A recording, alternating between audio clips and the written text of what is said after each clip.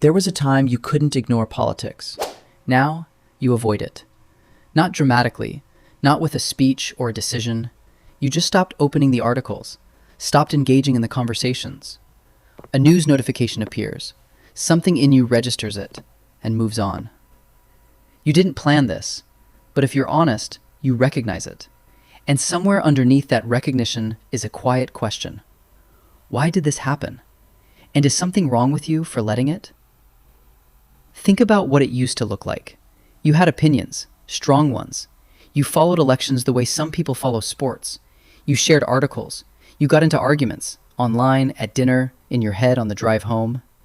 Paying attention felt like it had weight. Then the cycle started showing its seams. You'd get angry. You'd engage. Nothing changed. Then it happened again and again. At first, it frustrated you. Then it drained you. Eventually, it just felt pointless. Different headlines, same emotional outcome. And then the small retreat started. You'd open a political thread at night and close it without commenting.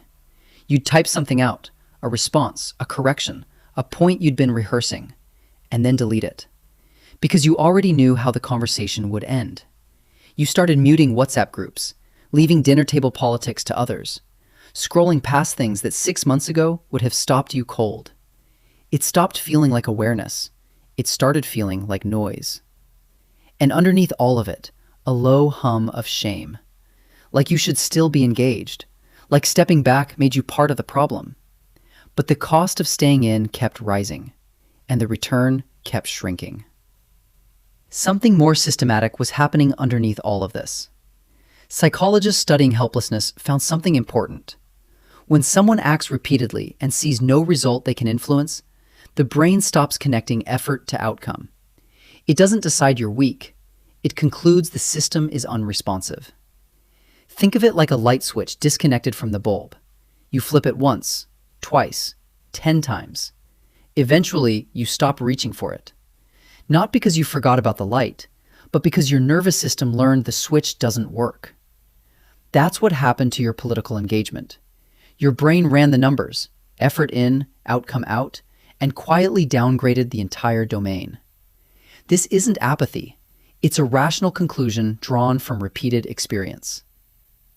The next election cycle starts, and something feels different immediately. The coverage, the debates, the outrage cycles, the think pieces that explain the same thing 17 different ways. And instead of feeling pulled in, something in you says, "Not this again." You already know how the argument will go before it starts. You weren't learning anything new, just reacting again. That response isn't laziness. It's your nervous system protecting its resources.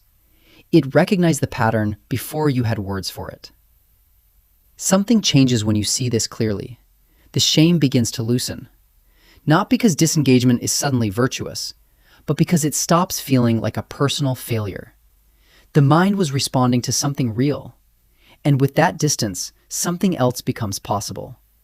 The all or nothing pull, either consumed or completely checked out, starts to ease.